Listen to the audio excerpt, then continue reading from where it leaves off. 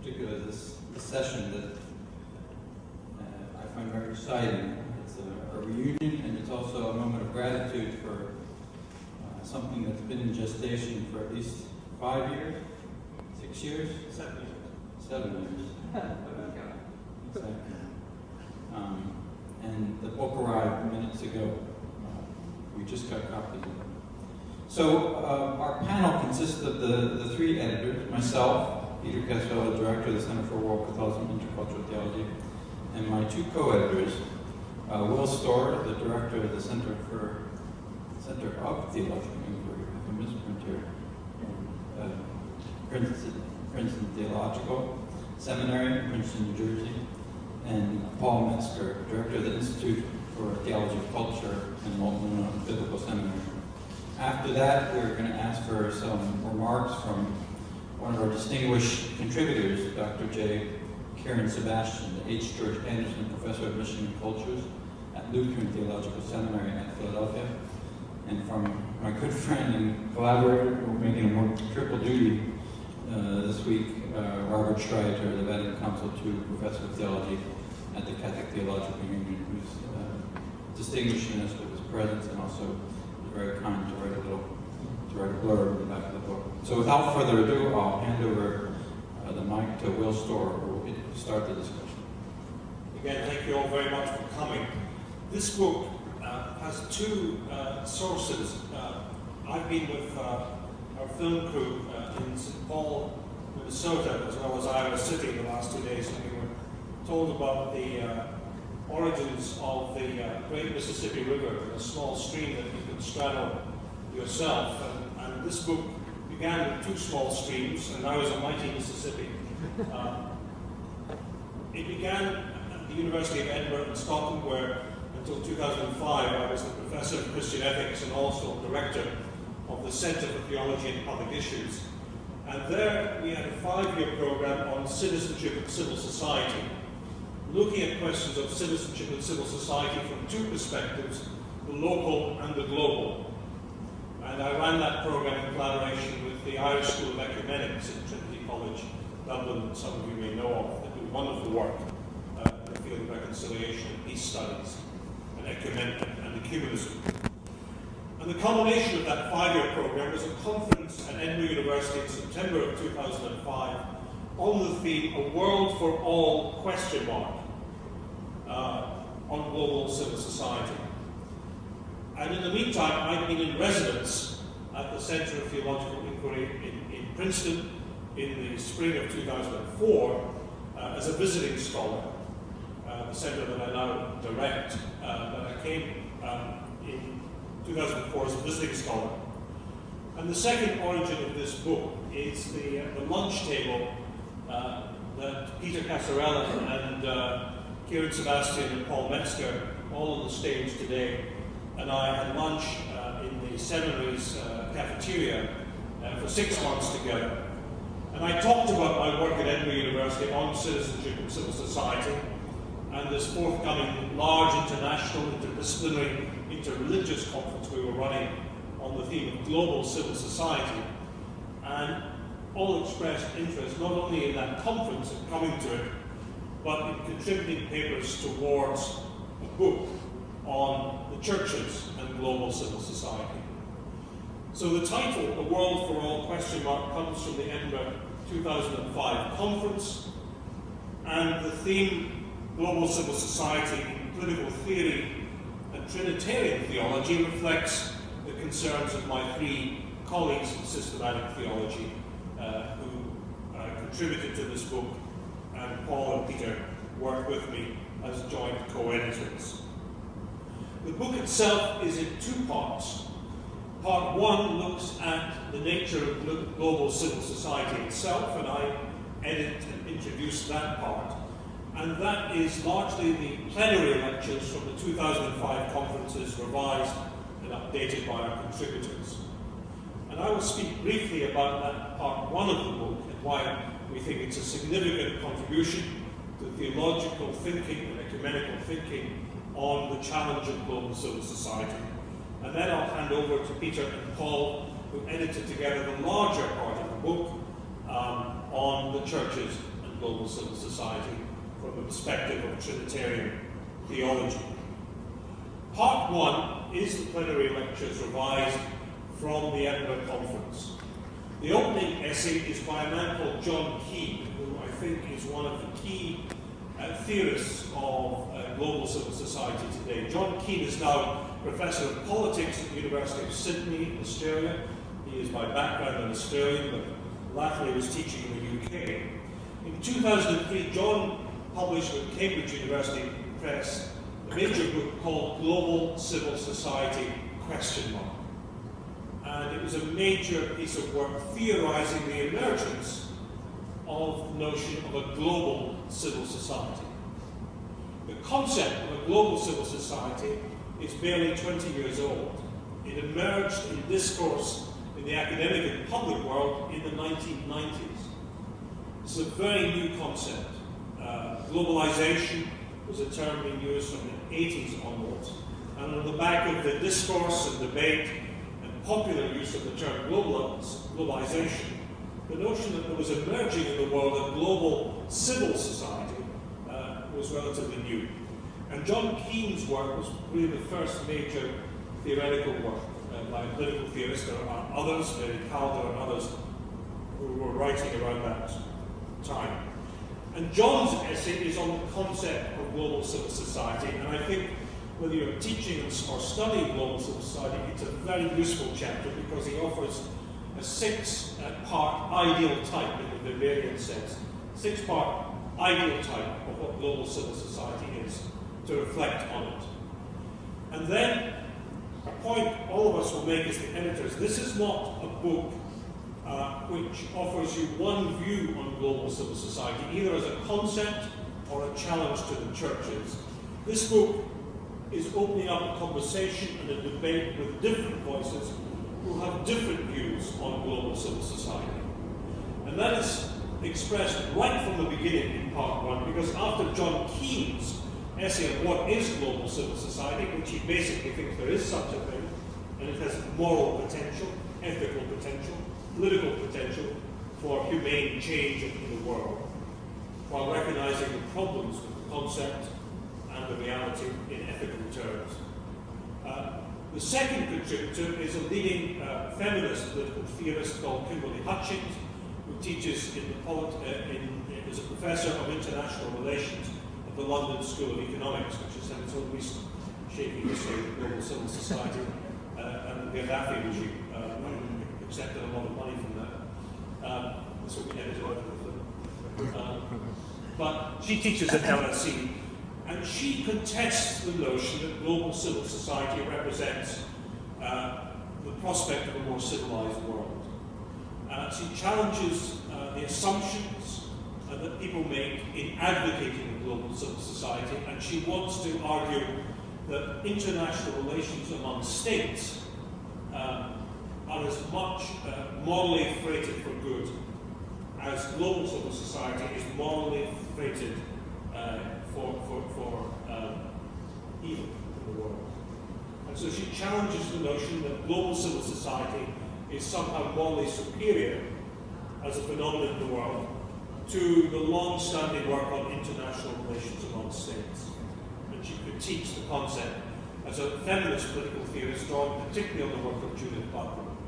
So the debate begins at the very first 2 chapters of the book.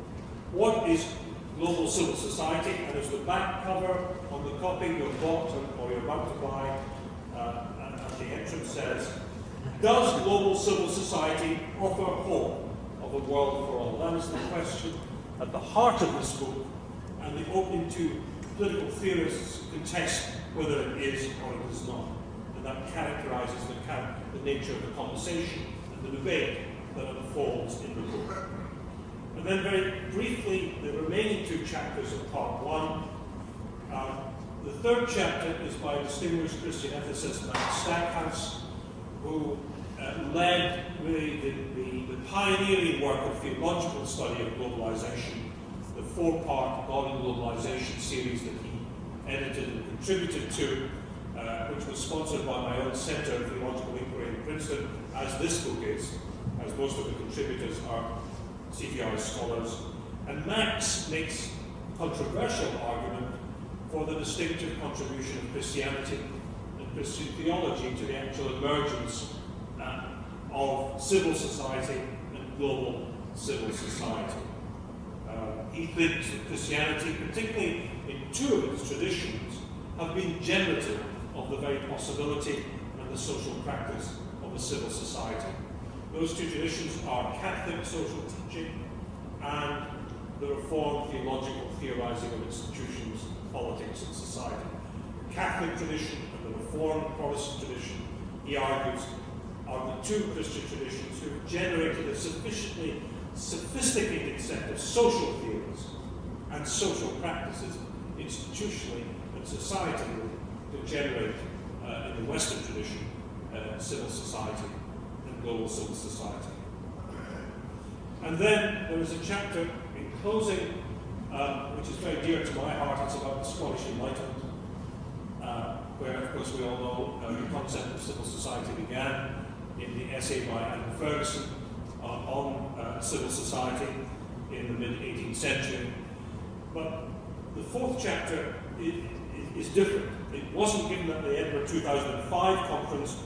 It was given at a symposium I organised in Edinburgh on social theory, theology, and the Scottish Enlightenment. And that chapter is by someone called Alexander Broney, who's a philosopher, who is a Jewish philosopher at the University of Glasgow in Scotland, but also deeply learned in the Christian theological tradition, particularly in the philosophical tradition, in the medieval and Enlightenment period. And in that chapter, and I call it the hinge chapter, between these essays in political theory on global civil society and the larger part 2 and the churches in global civil society, I call it the hinge chapter because he argues in that chapter that at the heart of the Scottish Enlightenment, which was beginning to theorize in Adam Smith about the market economy, with Adam Ferguson about the possibility of retaining a moral community in a commercializing modern economy, at the heart of the Scottish Enlightenment was the importance of the church and preaching in the church. It was preaching in the church that held this emerging modern concept of civil society together. In other words, and this is a study of some lectures on preaching that a distinguished Scottish philosopher called Thomas Reid gave. Thomas Reid argued that intellectually and socially what held Scottish civil society together was the regular preaching of the minister in the Reformed Protestant Church of Scotland, who had to hold together in his congregation a judge, a landlord, a landowner, some of the nobility, the merchant classes, and the working poor and the servant girl, and had to preach the gospel and the virtues of the common life of society to every social class in the one Christian community. So the theorizing of civil society in the Scottish Enlightenment was integrally linked to the church, its ministry and mission in society, right at the heart of this concept emerging in the modern Western world. So that's part one, theorizing civil society, beginning the debate, the contested debate among the contributors, and making a link to the contribution of Catholic social tradition, Reformed social thought, and in particular the role of the clergy and the church in holding civil society together. And I'll now hand over to my two fellow editors to introduce part two. But before I do, can I just mention one other contributor who's on the front cover, Kumi Naidu. Kumi Naidu is a South African civic activist at the time of the Edinburgh 2005 Conference on the World for All, which he addressed in one of the plenary sessions. He was General Secretary of C.PP.S, which is the global civil society body that is the umbrella body for civil society organizations around the world. And he gave a very impassioned speech about the importance of the advocates and the activists of global civil society working together with the theorists and theologians to address this question of whether global civil society could offer a world for all. Kumi is now executive director, the leader of Greenpeace International, another major global civil society organization. He's seen as one of the top 10 leaders of global civil society. He is not himself Christian, but he warmly, in his foreword, commends this book for two reasons. One is it offers a more complex and a more helpful theorizing of the complexity of global civil society. It also recognizes the shadow side of global civil society. Sex, trafficking, drug trafficking, terrorist networks, they're also part of global civil society. Global civil society does not mean for millions of women and children a world for all. And he welcomes this group because it recognizes that and doesn't idealize global civil society. But secondly, he thinks that faith-based institutions have a key role in the new global alliances for a world for all. And in these terms, he welcomes this book. Peter, thank you. No, thank you, Will. I just wanted to offer maybe a more anecdotal presentation of this entire effort, but also to try to begin to open up some of the questions about what we were doing in the theology section and allow Paul to further develop those ideas. The first thing I wanted to say is that this book started as a napkin. I mean, quite literally. We were on the second floor of the refectory at Princeton Seminary. And well, it wasn't even a very fancy cocktail napkin. It was a pretty small napkin. Started charting out like what the sessions were going to be. I want to add, it was recycled paper. Yeah, absolutely. No, it's for all. So we had a very undersized recycled napkin, and Will started charting out what the sessions were going to be like at this conference in Edinburgh. And I don't know about Paul, but I wasn't yet convinced that I was going to make this trip to Edinburgh. There was some mention of scotch in a cafe that suddenly got my attention. But it's amazing. I mean, two things about that. One is the friendship that was there and that has matured, also with Kiran and others. We just got an email from our Crystal Lombard, who's a contributor in South Africa, who was with us at the time, who sent his prayers and thoughts to be with us here today.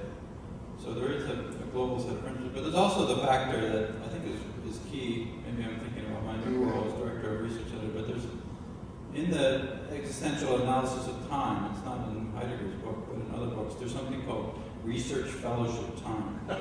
When you're sitting down writing on napkins and suddenly ideas begin to flow, like in no other time or space. And that's also a factor, that we had that leisure, that we had that conversation. Much credit goes to Will for merging the two streams. That would not have happened without his impresario skills, his networking skills, and his great insight. Will is not only director of CTI, but the head of an extraordinary network of public theologians that extends around the globe. So what was originally intended to be two books, the two streams merged because he had this great insight. And then out of that comes now, the former napkin, a book that is complicated, but I would say seamless unity. You have as Will just suggested, the perspective of the NGO. Global Civil Society for many people is a term used by and for NGOs, and then the perspective of the church. So there are two real factors. Those who are promoting or at least bespeaking the reality of global civil society as a promise and also as a shadowy reality, and those as Christians who are committed to some idea of being rooted in ecclesial communion. And it's not just because of the merging of the two rivers, but I think because of the nature of the question that there are divergences and convergences noted throughout the book about the relationship between these two perspectives.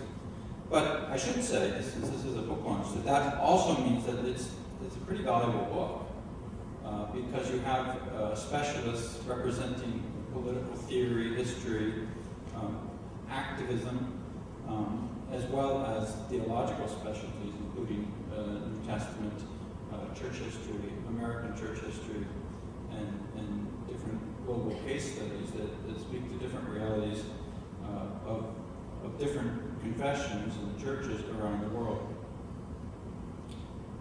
It's a book you could use in the classroom to attend to many different kinds of questions that are brought together here.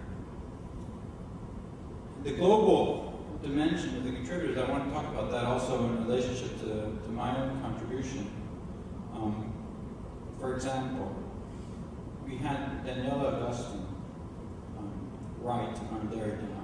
Daniela Augustine is now in the United States, but at that time, and for much of her life, was working out of her native Bulgaria as a Pentecostal.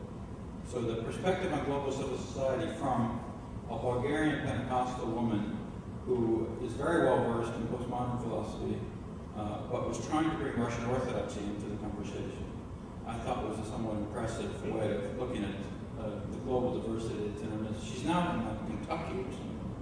Tennessee, sorry. All of them. Many of the essays deal with the theme of Trinity, and my own essay tried to chart a middle course on the so-called Trinitarian social analogy between those on the one hand who want to say that this has been overblown.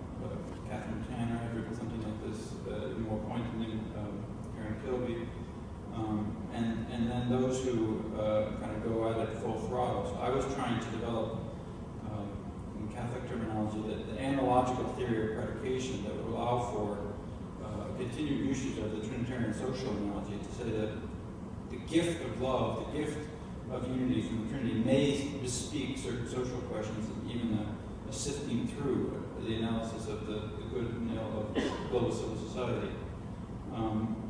But then I'll mention another contributor who also spoke of Trinity, but from a different angle. Rudolf von Sinne. Rudolf von Sinne was a fellow associated with CTI and whom I came to know in that context. He's from the very same city as Karl Barth, Hans Joachim Balthasar. He's from Basel. But of course, his essay speaks to his own location right now. His essay is on Leonardo Boff. He's married to a Brazilian and teaches in a Lutheran seminary in Brazil. And he gave a very fine essay. Theologically, it's a somewhat divergent point from the one I was trying to defend, but it's a very fine essay showing how the Trinitarian social theology of Leonardo Boff fits in with the development of civil society in Brazil. So, a man from Basel, Lutheran from Basel, taught us about politics in Brazil with great insight and theological sophistication. So there were different ways in which the theme of Trinity and the revelation of the triune God as received in the Church was then employed or deployed to address questions of global civil society. I think the most interesting, I can only just hint at this point because it's a larger discussion that's in the book and between the lines of the book. One of the more interesting debates that we kind of brought together in the book had to do with the very idea of public theology. Max Stackhouse and others came at global civil society with a fairly robust defense of the very notion of public theology. But there's other voices in the book that begin to cast questions, to raise questions about the very idea of public theology. Certainly the contribution from Kristen D. Johnson, she was influenced by this man, somewhat suspect guy named Bill Kavanaugh. She read a lot of his stuff and used that to raise questions about my colleague here, DePaul, I should mention, to raise questions about some of the presuppositions regarding civil society and public theology. And then also in a brilliant and provocative postscript, J. Cameron Carter, you may know him from his very brilliant recent book called Raised to Theological Analysis, African-American theologian at Divinity School, took us to task in some ways for, and Kiran can maybe get this because it also goes to one of the points he makes in his essay, took us to task for not questioning some of the colonial and imperial presuppositions he found in the very notion of Marian theology to global civil society. Bill Danaher's essay on Jonathan Edwards and the American tradition is very interesting in this regard too. I mean, looking at different divergent streams where Trinitarian themes, ecclesial themes were brought to bear, civil society in the U.S. context. So that's all just to say that we can't just stop with the global diversity or the interdisciplinary diversity. Probably the most interesting diversity is on this question about looking at theology, public theology, global civil society from divergent methodological standpoints. I'll just, and there's a lot more work that can be done with that. I just want to conclude then by saying one word about another unexpected result of this whole friendship and process that's been in the works for 7 years. We were sitting at the table looking at Will's napkin and not realizing that the Lord works in mysterious ways. As a Reformed theologian, Catholic theologian, and evangelical theologian, not sure where we were going, but it was a really remarkable convergence that we were able to put this together in such a strong sense of unity. I can tell you, I'm not going to get Paul in trouble with me, but I can tell you that when Paul gave me the first draft of the essay we did together, introducing the second part, looking at the theological principles behind the engagement with Trinity in global civil society, Deus Caritas has just come out, the encyclical. And of course, it's not something we had foreseen, that there would be 2 encyclicals that basically go to the heart of the question when we started. And I wrote back to Paul and said, people are going to say this is too pro-papal, what you wrote. There's no way that this is going to fly. But he stuck to his guns. You know, said, I want to keep it in there. That's exactly what we need to say. I said, okay, well, if you say so. No, it was a beautiful process of ecumenism, and I just wanted to mention just briefly that last week I had the privilege of being in Rome for the World Reformed Communion of Churches, the International Roman Catholic Reformed Dialogue, which is on justice and justification, listening to a paper from Will's colleague George Hunsinger on justification justice, and trying to work through questions about theological questions and also political questions about whether the Reform will sign on to the Joint Declaration on Justification by Faith that the Catholics and the Lutherans and the Methodists have already agreed to.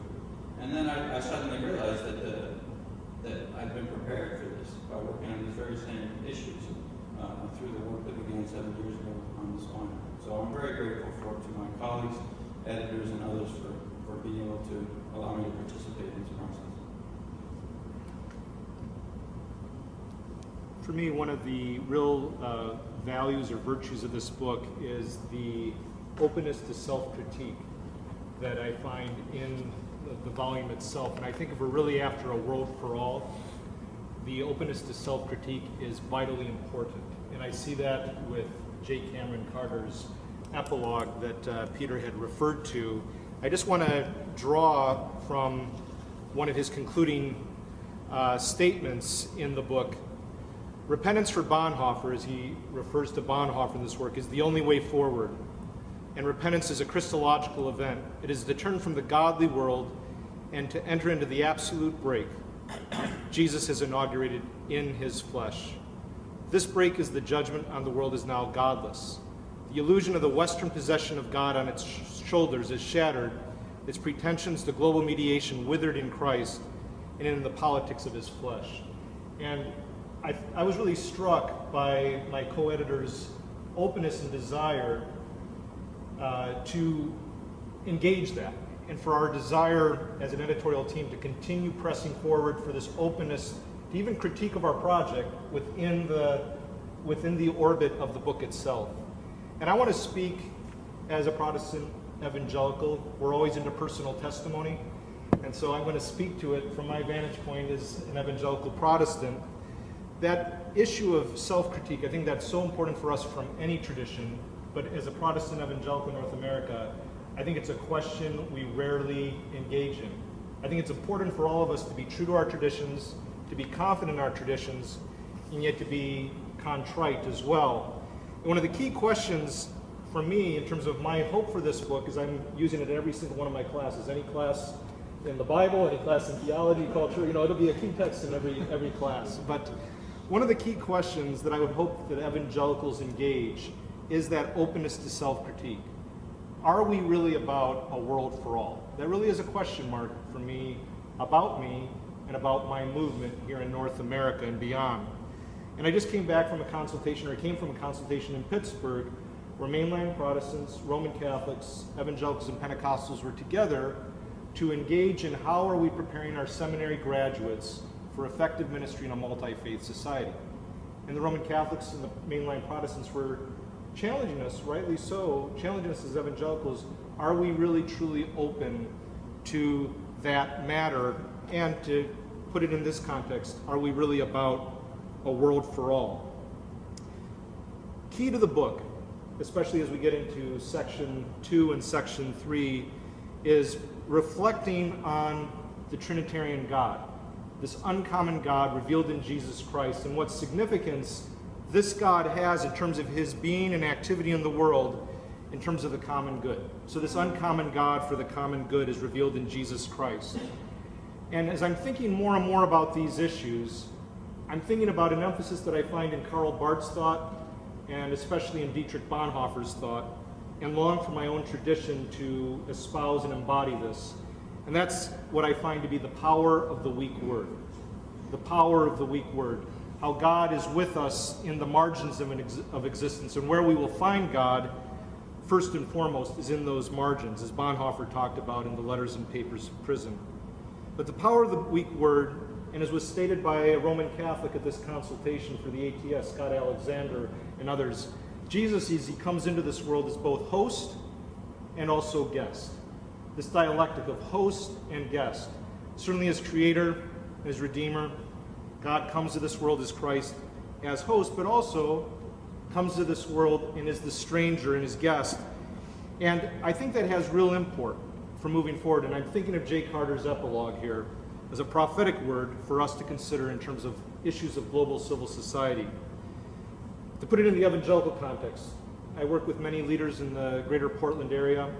One megachurch pastor with whom I partner in ministry on theology of culture and concrete practices recently challenged his own congregation of leadership at this very large church. He said to them, as he's been thinking through these issues we're talking about here today, he says, we really have to change as a pastoral staff. To go back to Bonhoeffer and Jay Carter, repentance. He said, we're white, we're right, I'd add to that, well-to-do, and he added, and afraid of anything that's not what we are. And I appreciate his courage and his conviction along those lines. And if we're going to move into that direction, and this is a challenge for me personally, it's a daily challenge for me personally. As I said, I like to speak from personal testimony as an evangelical. I don't know how much power I have, nor do you, until someone takes it away. And that issue of vulnerability, there's vertigo that goes with it. And what is needed to sustain us in the midst of that is the more noble vision of beloved community that I saw in Martin Luther King Jr. and a contemporary evangelical whom I talk about, and who resonates with Jay Carter's work, and Jay Carter resonates with him, Dr. John M. Perkins, whose work is really embodied in many communities here in the greater Chicago area. And Dr. Perkins, whom I talked about in the book, is an African-American civil rights leader from the Deep South, and the father in many respects of Christian community development here in North America from the evangelical standpoint.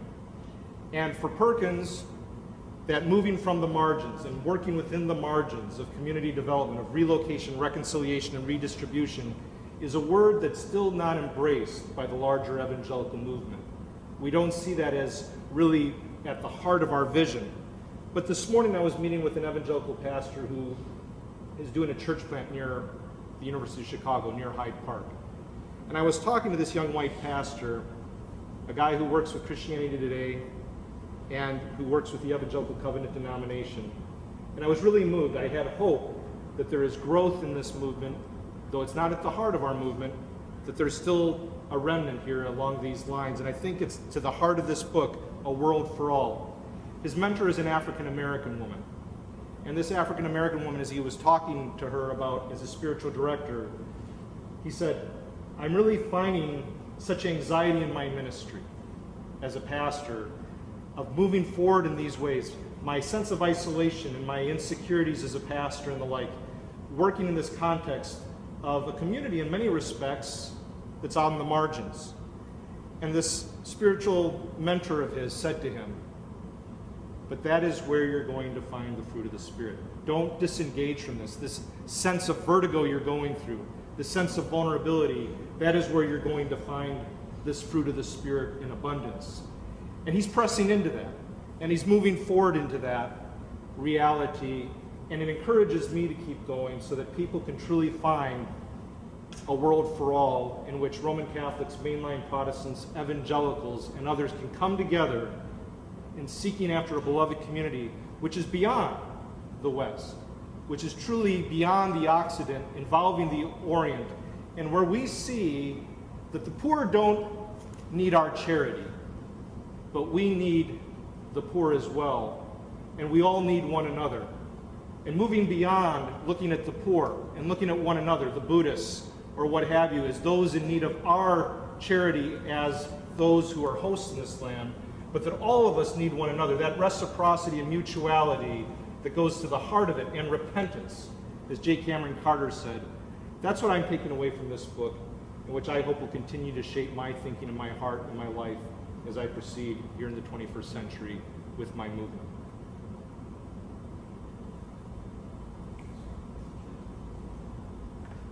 In one of the footnotes, richly detailed footnotes, for which the German New Testament scholar Martin Hengel is rightly famous, he makes a comment regarding the review of a particular book, particular valuable book, saying that the review is a remarkable mixture of ignorance and arrogance. While celebrating the release of this important new book, given the fact that many scholars in the West have not valorized work done predominantly in the so-called Third World context, I want to rejoice in the fact that this book, by drawing on a range of writers and interpreters from all over the world, not only interrogates the ignorance and arrogance of those who claim that one world for all is not at all possible, but affirms the reality that such a world can come into being, and lays the groundwork for this through its analysis of global civil society, the importance of political theory and theology, wrapping the whole within a Trinitarian dimension. The challenge of economic disparity brought about the disturbing recognition that globalization demands its share of victims, without whom the economic boom cannot thrive. And for me, in the Indian context, the realization has dawned that those who for centuries have been consigned to a place outside the framework of the caste structure, the Dalits, continue to be consigned, continue to be left behind in newly resurgent India. Although notable gains have been made by those from this background who had converted to other religious traditions, including Christianity, and though several have benefited from the policy of positive discrimination in the form of government-mandated reservations, the numbers tell another story.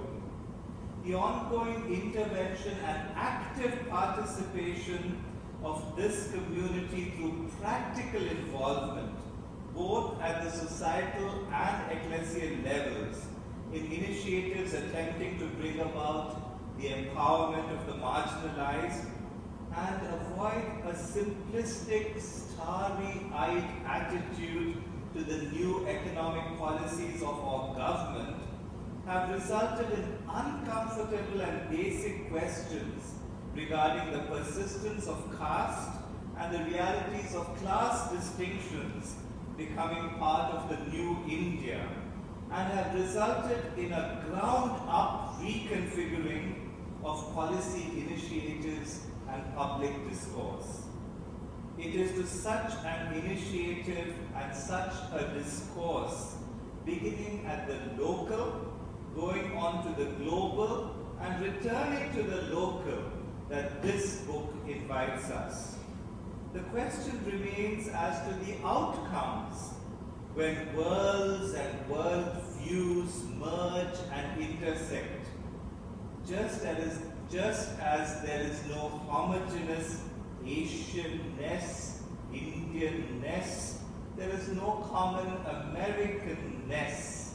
And this book we are here to launch recognizes that easy homogenization and simplistic lines of commonality would result in superficial stereotyping and polite overgeneralization. This book does not shy away from difficult questions, like those raised by Paul Gilroy, who in his Welleck lectures asks as to whether multicultural society has been abandoned at birth, mainly because of the multiple anxieties of the war on terror. Long-held ways of being and believing, long-cherished patterns of worship, time-tested structures of leadership, and confessional normativity have to reckon with the impatient winds of change that are blowing all around. Fences can be built and windows boarded up, but the winds cannot be wished away. The process of coming to terms with the existence of these new realities can be painful and abrasive, and ways and means have to be found to prepare not only a whole new generation of leadership, but also to support the present leadership in the process of recognizing what this means in practice, especially in a context where those who through their own initiatives have brought about a culture of openness and acceptance, and these people are now met with fresh and new demands for change based on specific claims regarding identity.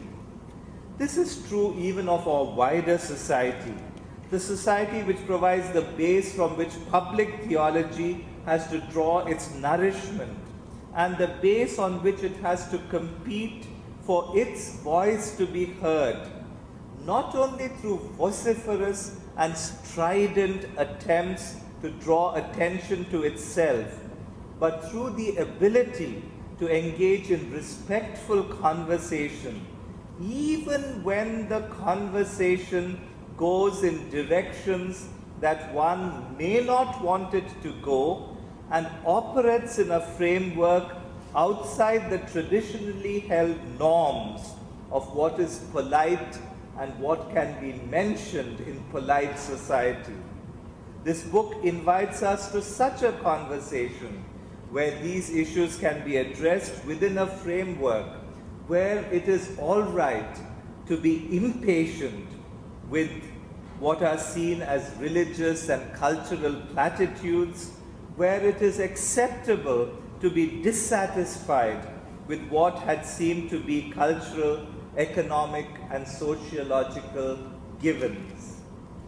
And so, in conclusion, let me underline how pleased I am that something that stirred in the hearts and minds of a group of people who in mysterious ways came together at a point in time at the Center of Theological Inquiry at Princeton, a group to which I am privileged to belong, have brought to fruition this rich collection of essays.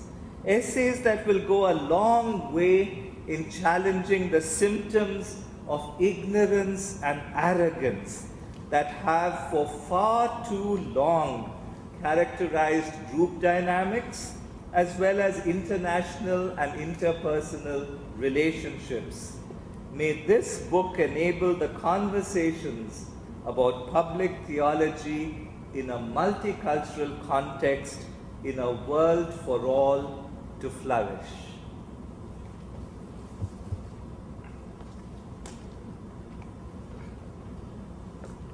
I'm in a somewhat different position here than the people who have spoken thus far.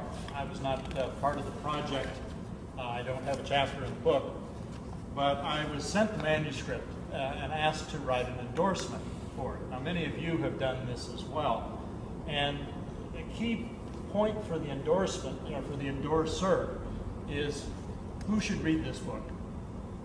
Of what benefit is it? Does it contribute to knowledge in some kind of way? And most of us then, find something very positive to say. Those of us who don't find something positive to say never see our endorsements on the back of the book. So I was sent this, and I read it eagerly. I think it's a superb book. And what I'd like to share with you in these few minutes is why I think it's such an important book.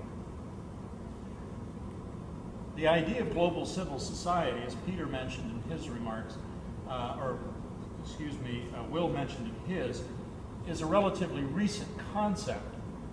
But for a number of reasons, it's really become an important issue, particularly when viewed, I think, from the side of theologians, people who are interested in religion. Last month, another book appeared with the provocative title, God's Century, written by 3 U.S. political scientists.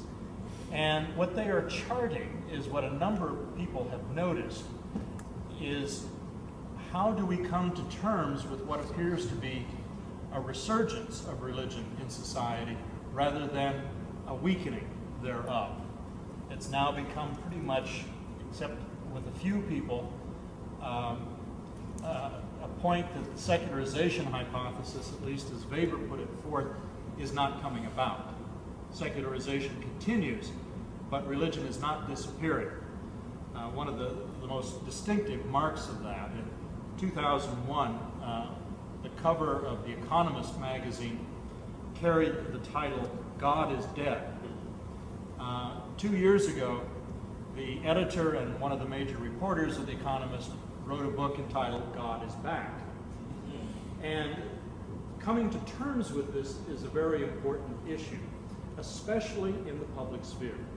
This book, God's Century, looks at the relationships between religion and the state in a variety of different settings.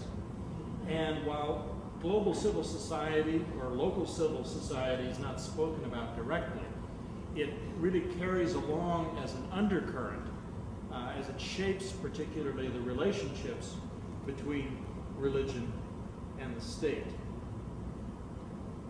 What I'd like to do, therefore, simply is reaffirm how important it is now that we have this discussion of religion in the public sphere or a public theology. Not just Christian, but because of the power behind countries that are historically Christian, plays obviously an important role, but it moves beyond to others as well. I'd like to just make 2 points, if I may. The first, and the book I think does a very good job of this by contesting the notion itself, seeing how it's being played out in different parts of the world, is to understand how uneven the issues of civil society are in different countries. Let me just give 2 examples. One, a very public one, we've all been witnessing over the last 3 months, what's happening in Northern Africa and in some of the Gulf states. While we may support their efforts to overthrow authoritarian rule, I work a lot in peace building, and my question is, well, what's going to come after this? And to the extent that there is some elements of a civil society, as we find in Egypt, the outlook is much more promising than it is in highly authoritarian states where there's been no opportunity to develop this. The reference was made to Daniela Augustine's piece on Bulgaria. The post-communist states in Europe are still struggling with this sort of thing. The other example I'd like to use is also from Africa, from the southern Sudan. Now, I was there before the election working with the Catholic Church, Roman Catholic Church nationally, to prepare for the potential outcomes. either a return to civil war or that they would become an independent state. And in Juba, where we were meeting, is also the center of a large United Nations group. It's the largest one outside Afghanistan. And one of the reasons it was put there was to make sure that another Rwanda did not happen if it returned to civil war. I was having lunch one day with someone from the UN office there who works in the humanitarian division, and he said to me, he says, in southern Sudan, the church is the civil society. There is nothing else. And explained to me how the entire voter registration, voter education drive throughout southern Sudan, and then through that into the diaspora, had been conducted by the churches. The Council of Churches there is very effective. They work together from the beginning. And if you think of the task of carrying out a referendum in a country where the illiteracy rate is 80%, so people don't know what to do with the ballot. They don't know, they have to be instructed because they're illiterate which side to mark. This was carried out almost entirely by the churches, with the help, of course, from the UN, mainly in providing transportation to fly people around the country. So there you have a situation where the churches are going to play a key role in the helping of the development of civil society if the new nation of Southern Sudan, which comes into existence on July 9th, is going to succeed. I want to say the second point I would like to make about the book are the potential strengths and a potential weakness. Not so much a weakness, something to keep in mind. The book's very self-critical, as Paul just said, but we have to keep this in mind. The positive element is that it grounds its understandings of global civil society coming out of the Christian community with a clear direction, a theological foundation. One of the dangers with some of the actors in civil society is where that is not present, or there are only very generalized, abstract points you can get into, if I may use the language of this conference about discourse, you can get into discourse drift. In other words, the society around you starts shaping your role in civil society, often unbeknownst to you. NGOs have been mentioned. NGOs do a lot of great work, but they're also the bane in many places because they come in with fundable projects, which they do, and then they leave. And it may or may not contribute to the long-term welfare of a place. So one of the great advantages of what's being done here is voices from across the spectrum, the theological spectrum in Christianity, have come together here to give a grounding to what this can contribute. And when we talk now about religion and public theology, it's not just so we can get our 2 cents in as believers. Because of the power of religion in the worldwide situation today, the world needs intelligent, articulate voices from the side of religion to address this in the secular sphere. The one point of caution or hesitation I would raise is, perhaps not surprisingly, what constitutes the very strength of the book can also be a point that will raise some other questions. And that is its Trinitarian concern and how this can be adequately translated to working with other religious actors in global civil society, as well as the non-religious ones. The work I do, some of the work I do in peace building, more and more of my time is spent trying to help people understand the motivation of Christians in post-conflict reconstruction, but also to make these concepts translatable into other settings, not just to accommodate, but to be able to create the networks of solidarity that are going to be needed to transform societies. So this is not an objection to the book, nor its theological foundation, but perhaps it constitutes a next step on how an uncommon God can contribute, and an uncommon theology, uncommon word, can contribute to the common good. Thank you very much, Bob. I appreciate that. That's very helpful. Even the critical remarks, that's very good. I think we should open it up to the floor so we can get some comments and questions too. Like more comments or reactions or queries.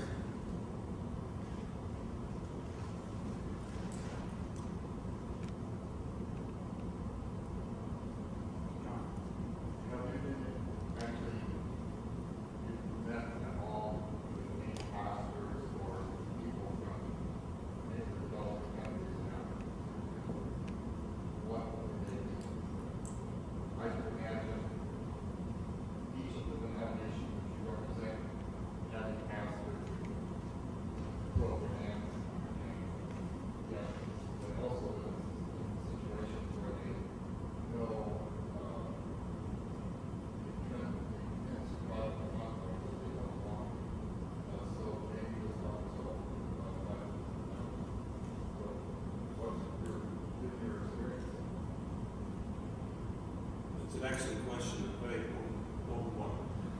A few weeks ago, I was in South Africa where I'm a visiting professor at the University of Stellenbosch in the Western Cape. And while there was a conference of pastors wrestling with exactly these issues, they're Reformed pastors in the coloured and black Dutch Reformed Church.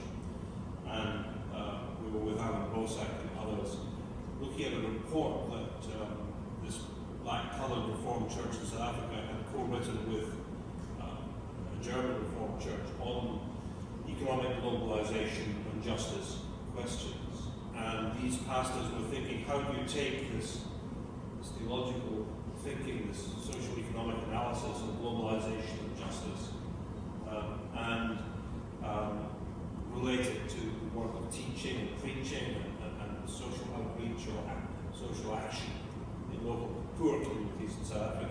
And there was a clear commitment there on the ground in Africa to take seriously the importance of bringing the two together. And this was 60, 80, 100 pastors spending several days together thinking about these issues. So that is happening in Africa.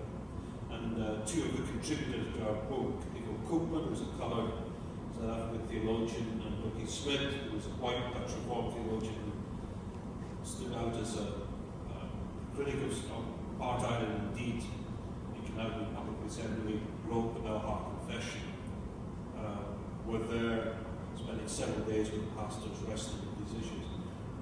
Africa is actually quite hopeful in terms of theologians on the ground engaging with pastors in these questions, to an extent that I think doesn't happen enough in the West.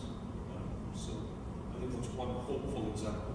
But what I took away from that, there was one person who stood up and said, well, it's all very well having these academics here, but how are we going to act together? And discovered later he was an academic himself. But he raised a very big question. I think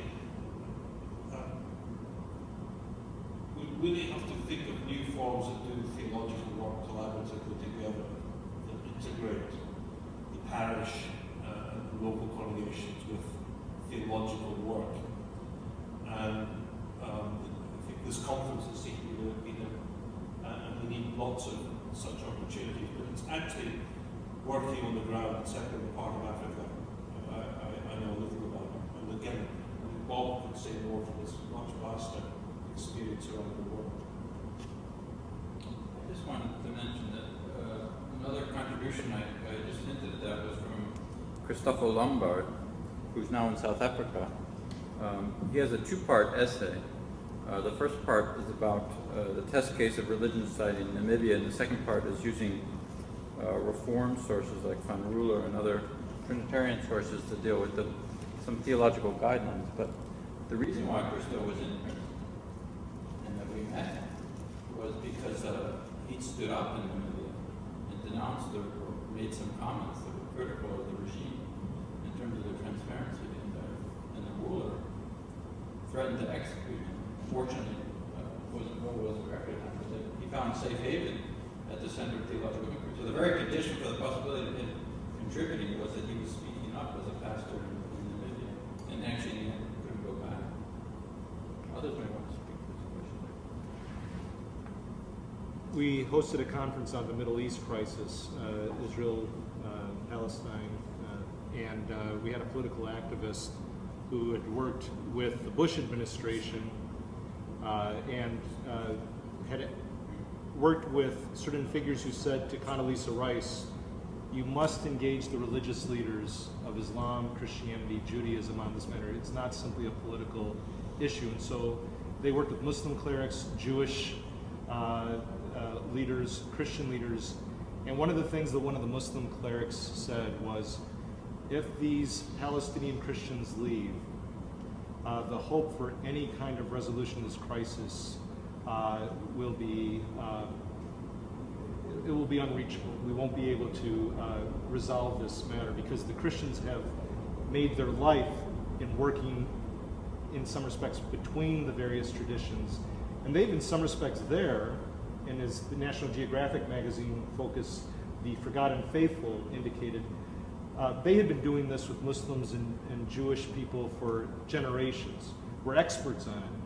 And I think we need to learn from these communities around the world and also think through what are we doing? And I'm speaking here as an evangelical. What has the evangelical community in North America done to actually make even more vulnerable the Palestinian Christians in places like Bethlehem and elsewhere in their exodus from there? So they are experts in this. We need to rethink what are we doing here to make them even more vulnerable, and what can we learn from them.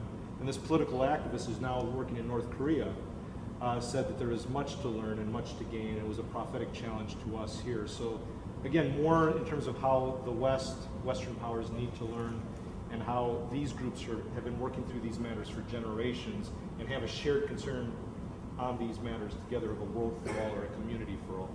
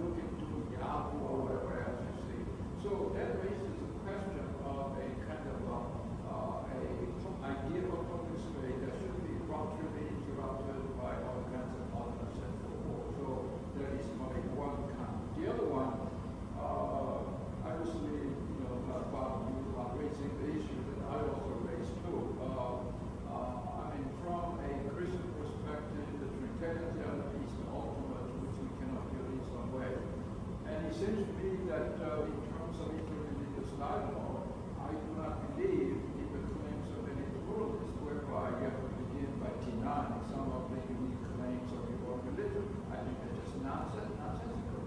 Because if you remove all the actual claims, then deny your own uniqueness. That's beside where the uniqueness of each religion lies and so forth. So, but I would rather ask each religion to go into the depth of one's own religion and see from within whether there are possibilities of self-transcendence there. And from that point of view, it seems to me, as I'm going to argue today, Trinitarian or Christology, for example, is quite exclusive sounding claims, not that that's woven up to the truly universal dimension of human life. And in that regard, no matter what you might think about the whole discussion between Karl Barth and Karl Rahner and all the just mediation between these two in terms of transcendental theology, some kind of transcendental understanding of the Trinitarian theology, namely that the Trinitarian theology is something only important to us. Look at human experience. There is always a tendency towards community, there's a desire for love, and how do you at the same time provide both a sense of identity of yourself and at the same time genuine community with the other. So genuine community in difference and so on. So in a sense, the Trinitarian theology is a fulfillment, so to speak, or a very natural propensity often there. Something like that, just as Rahner tried to use a transcendental Christology to address the issues of evolution and so forth. Something like this seems to me would be helpful. Nothing will solve all the problems. Thank you. Well, I'll just make a brief comment. I mean, thank you very much. Very thoughtful. But in the original 2005 conference in Edinburgh, that was set up to be a conference on the theory of global civil society. And through Will's intervention and Scottish connections, we added a group of theologians meeting off to the side, as it were. And that's, I say that because it wasn't the perfect fit. I mean, it was, Stackhouse was the exception, because he, as Will correctly stated, laid out the Catholic social teaching, laid out the Reformed tradition, and he even had some intimations of Pentecostal tradition and right of a dialogue with them in the public forum. But trying to teach the NGO people, who were largely secular, that they had to take the Christian voices seriously and on their own terms and not try to dilute it or water down. But that was a rough go. And even with Kane, who's very brilliant, and I think who needs to be heard by all for his brilliance, it was a very abstract notion of transcendence that he was willing to consider. Okay? So it was a very fragile bond of these two streams from the beginning. But that's what makes the book interesting, is we didn't try to paper that over. So the natural theology approach versus the more Barthian or Waltzian, they're all considered in different ways in different bonds. And on interreligious dialogue, with Paul and Kiran, I think both spoke to that explicitly in their essays. But Thomas Meyer had a question.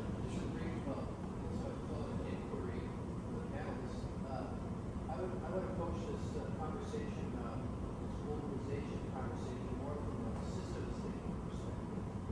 If I were to introduce the dimension of geography, I was just curious if the northern hemisphere relationship to the southern hemisphere relationship, somewhat dominance in history of westernization, how does that all impact your perspective as something that we should be paying attention to as we enter into dialogue, whether it be a debate, discussion, or it be a civil society conversation. Do you see divergence patterns or anything that would inhibit or contribute to the conversation? Yes. What was interesting for me to be at the 2005 Edinburgh conference was that it took place in the same physical space where in 1910 the World Vision Conference had been held. And 2010 has marked the centenary and the number of publications have come out. Now what was interesting about 1910 was that out of the more than 1,200 delegates, the so-called southern hemisphere was represented by missionaries from the West who had been there and were therefore in some way representatives of the South. Of course, there were 17 Asians, Africans, and a couple of people from Latin America who seemed to be there more for their exotic value than for what they had to say, even though they refused to be silenced by this overwhelming majority of white Anglo-Saxon American male participation. Did the 2005 conference succeed in overturning that? Not at all. You are quite right in terms of recognizing that there is, in that sense, an imbalance. However, has that imbalance been addressed in terms of Edinburgh 1910, where the presupposition was that they cannot represent themselves, they need to be represented? No. So that step has been taken. And this book is certainly a stepping stone to redress that imbalance.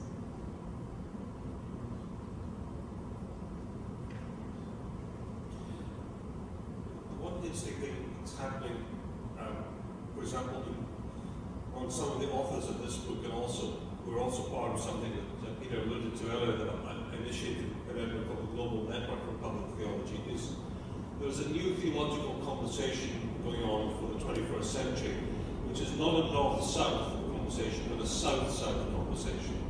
And I think this is the most significant development.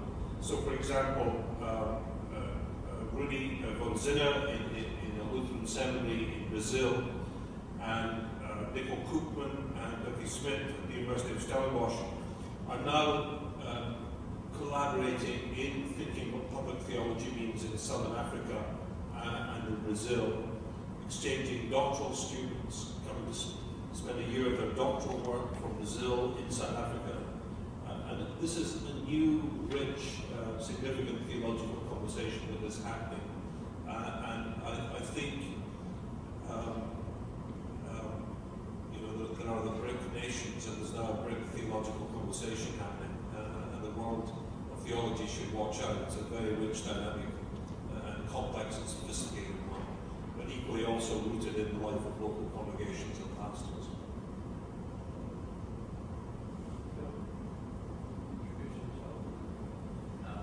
It's great to get a behind-the-scenes look at such an ambitious and complex book, and as I listen to the way that this came together, since I'm working on a similar project with Sebastian, but the question that I have about this is, granted the book doesn't try to be comprehensive. When I say it's ambitious, it's trying to do a lot of things. Two quite different disciplinary fields being pulled together, Trinitarian theology, different denominations, faith traditions, different regions represented.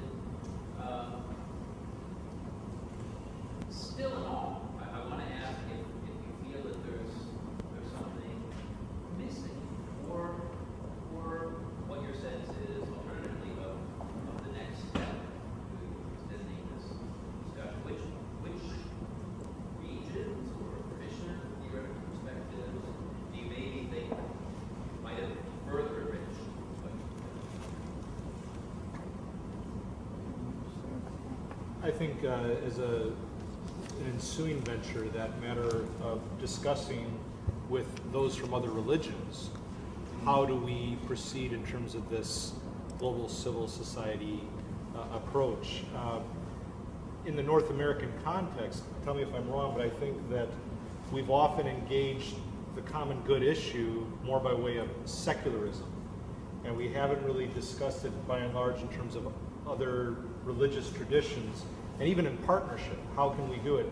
Now, we did bring in concerns for that, but I think that that is a key area for future work, is how do we, from a Trinitarian perspective, work through thick description, going back to the previous point, because I agree with you in terms of that rightful concern, and we did seek to discuss that, going through our convictions rather than around them with, for example, the Buddhist tradition I work with, the community in Portland, Oregon. But I think going forward from this, dialogue partners who would come at it from their own perspectives, Buddhist, Islamic, Jewish, Hindu, etc. So I think that would be one way of pursuing this further in terms of this matter of even the secular and the like, and matters related to it. I think Bob and his wonderful work on globalization and theology has led us all to this thinking, and I think Bob, this notion of global theological flows that have developed in the last 40, 50 years, liberationist theology, human rights theology, environmental theology, and so on. I've argued elsewhere that public theology has become a global theological flow. But I think there has to be a new engagement with each other, in other words, liberationist traditions, with, this represents more work of primarily working with public theological approach, interdisciplinary, ecumenical, seeking to correlate political theory with theological concerns.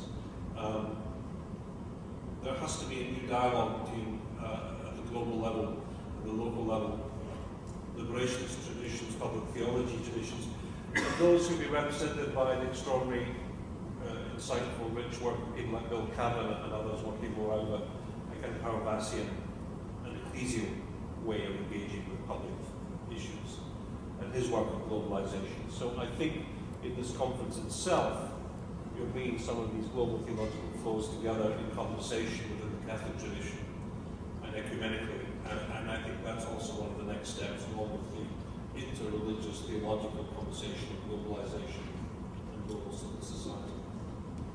I agree wholeheartedly with both those points, but if I could just make in a somewhat more generalized way the point that I made at the outset. I think that another next step would be to look again at the relationship between politics, globalization, and acculturation, and Christian unity and ecumenism. And just to give you a very poignant example, last week when I was involved in the dialogue with the World Communion Reformed Churches, to my surprise, there was a consensus around the idea that it's insufficient to believe that faith divides and social action unites. That was sort of an epiphany because it's widespread and people more involved in ecumenism than I am were bemoaning, and on both sides, the Catholic and Reformed side, were bemoaning this kind of easy embrace of social action as a form of Christian unity without going into not just doctrine, but theological underpinnings and also how different church-state relations come into play and locality figures in. And so I feel that even though that wasn't our intent to develop a kind of underpinnings for a new approach to Christian unity, that we have some of the building blocks that I can deploy in this particular dialogue and could be deployed in other ecumenical settings. Could I just make one footnote to Bill's excellent question? I think one other next step was actually raised by John Keane at the end of his essay on what is global civil society. And he sees the real danger of a new fatalism, a sense that we can no longer act politically to change the world for good and for the common good. And I think that is the next step question. It comes back to the ontology of the global public square.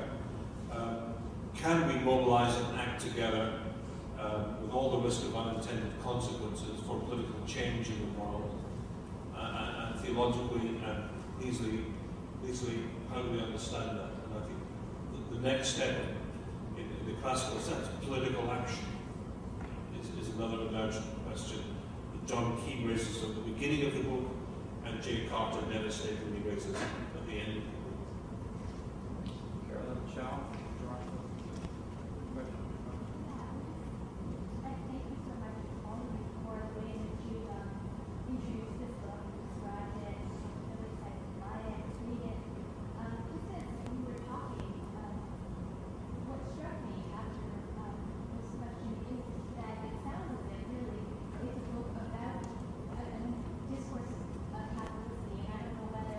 That's sort of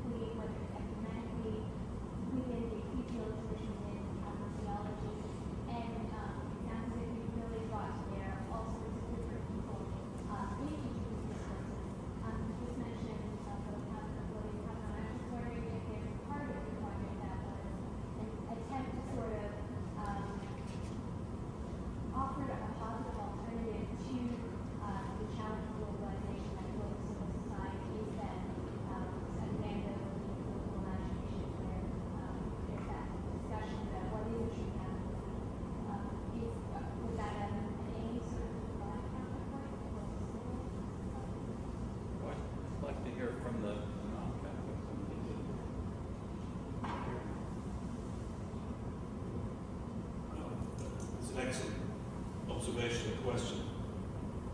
I think the Catholicity literally began around that dining table with the napkin. In other words, we were literally together in a community of scholarship, conversation, friendship, discourse. And so the Catholicity emerged, I think, from the friendship and conversation of the editors, and then a widening circle of scholars at the centre, including Kiran, who's with us wonderfully today. But I think the introduction, the editor's preface is an important part of the book. Each of us writes about our own take on Catholicity. Paul is an evangelical North American theologian. Peter is a Hispanic Catholic theologian. And I is a Protestant ecumenical person in the Reformed Church. So I think you have, in the introduction, three takes on Catholicity that are, I think, respectful conversation partners at the start of the book. And so I think we're trying to, as a scholar said, weave a new tartan of Catholicity with different threads and colours and strands. And so in practice we were doing so, but it wasn't conceptually part of the book. But I think, having worked together, I think you're actually maybe seeing the heart of the book in an unexpected way for us. I was trying to be modest during my remarks by not drawing attention to what I wrote in this book. But I have to respond to your comment by reading the title of my contribution. It's Intertwined Interaction, Reading Gregory of Nazianzus Amidst Interreligious Realities in India. So in many ways that represents the new Catholicity. This ability to draw threads from the past, in the present, projecting into the future. But thanks for your comments. Appreciate that very much. It was just as Will articulated it. No doubt it was implicit. It was an impulse. It's become more and more explicit. I'm increasingly of the mindset that the Reformation heritage and my own tradition within that heritage must be seen as a reforming movement rather than ending it as if, it's standalone. So constantly being reformed and reforming, so that impulse toward Catholicity, seeking after unity, being tenacious for it. I think that was a part of it, definitely, but it came out of those relationships around that napkin. And maybe one's chosen beverage. So.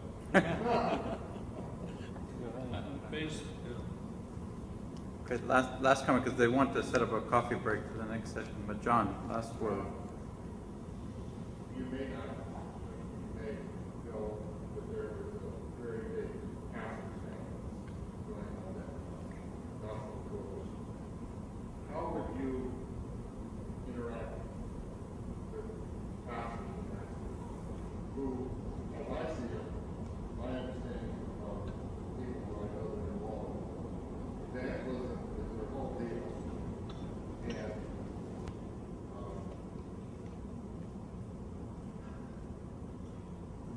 I'm not sure they're going to work for all.